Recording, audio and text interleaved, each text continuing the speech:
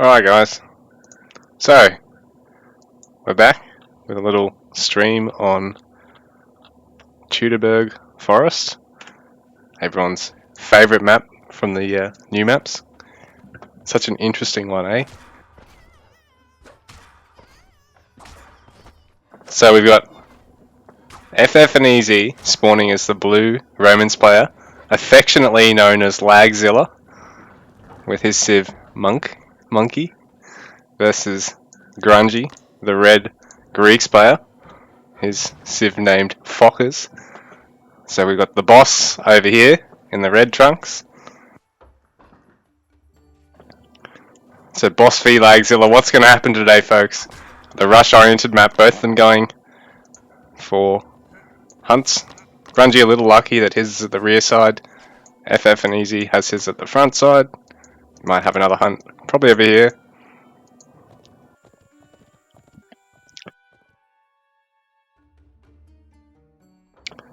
So I wonder if we're going to see early barracks play. No, maybe not. So we've got 3 storehouse and 3 storehouse.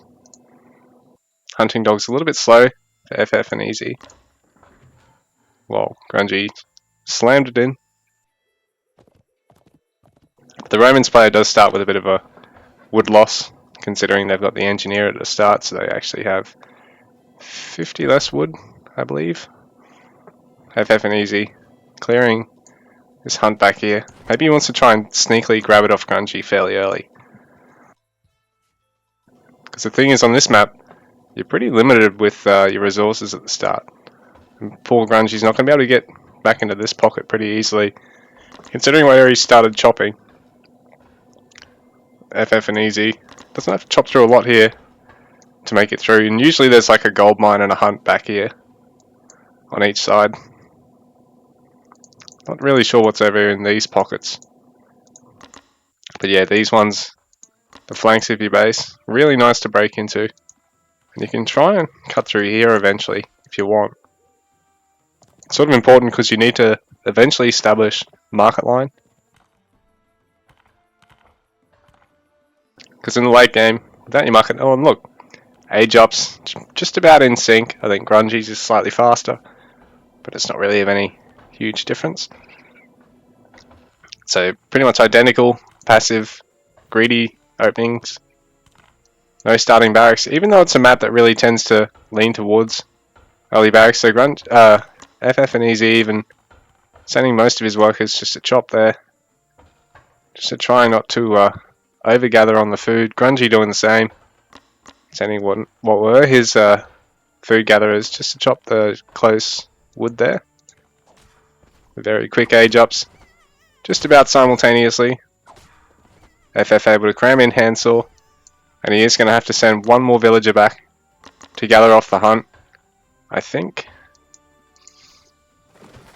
Grungy didn't squeeze in handsaw, and I think he's actually alright there. So he retasked the villagers just to, once they finish that tree, just to go back on the hunt. So you can cram in handsaw pretty quickly here as well. And there you go. FF's actually put those villagers. Oh, here we go. What's this? Front side town centre.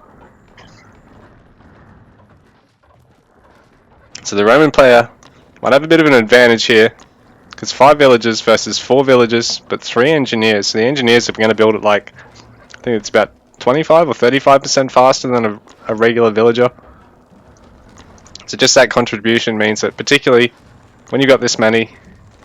Oh, actually, Grungy might have started that early enough that he's going to finish this.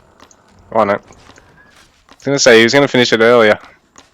But not quite, but it's not of huge consequence. Both these players need to be very careful not to lose villagers as they gather from the outskirts of this. FFNEZ actually needs to start producing villagers out of this second town centre. So instantly, Grungy throws down the barracks. FFNEZ, yeah, gold storehouse, and he hasn't started the second villager production yet, which is going to be pretty hurtful this early on in the game. He's not got a lot of villagers. Both players, well, Grungy's just only got to 20. FFNEZ's only at about 16, and he's only just started producing villagers from both town centers. So being 4 villagers behind at this stage of the game is a lot more impactful than, say, when you're at 60 or 70 villagers.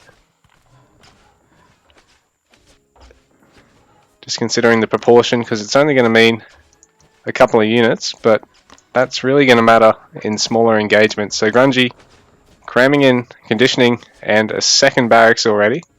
FFNEZ hasn't actually started any military production yet, and he's getting all his eco upgrades. So he could be trying to rush for age 3. Or possibly even a fast market or something, before he really commits to anything, because I mean, he is kind of safe here. All he really needs to do is like wall this off, and then Grungy's really forced to have to get siege and expand around the map.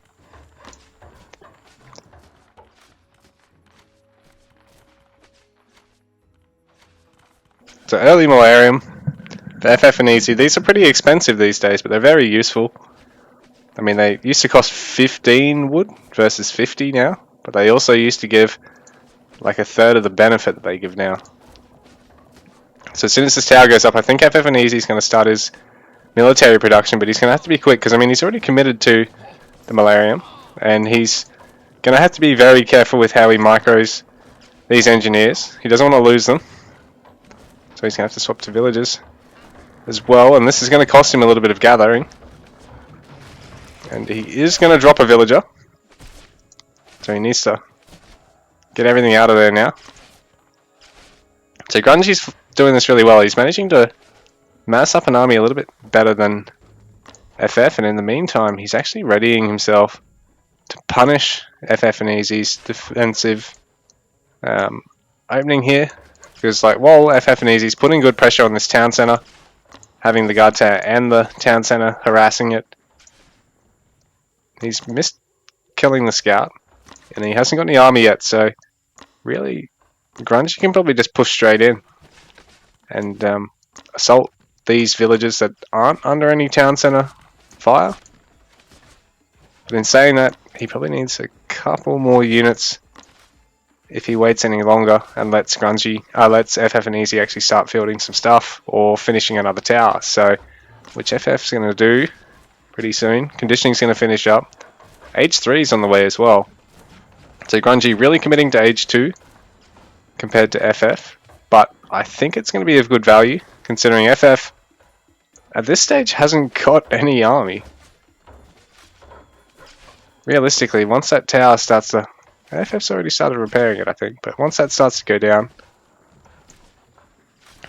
Grungy can look at taking out the towers, killing the army.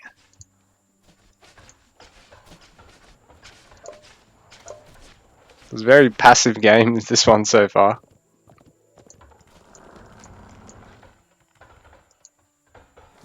So normally, the meta even on this game, even on this map, sorry, is not quite this slow. But really, Grungy just needs to get a little bit of stone and he can repair that town center. But I mean, it's not like FF's got anything to harass it down, but Praetorium incoming, and he is going to find the watch post.